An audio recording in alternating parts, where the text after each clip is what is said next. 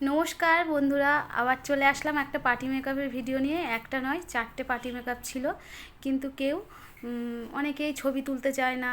আর এই যে কষ্ট করে সাজানোর পরে যদি কেউ ছবি তুলতে না দেয়, ছবিটা পোস্ট করলেও তো 5টা লোকে দেখলেও তাদের ভালো লাগলে আমার কাছে আসবে।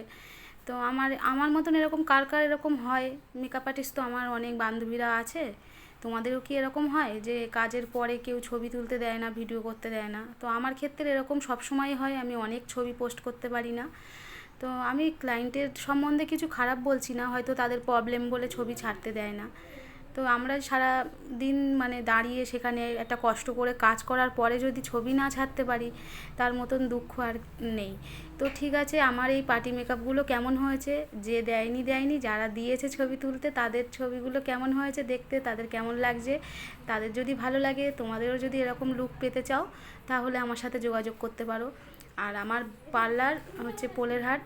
যদি যে কোনো রকম ফেসিয়াল বলো, হেয়ার কাট বলো, সব রকম আমি করি, আমার কাছে চলে আসতে পারো।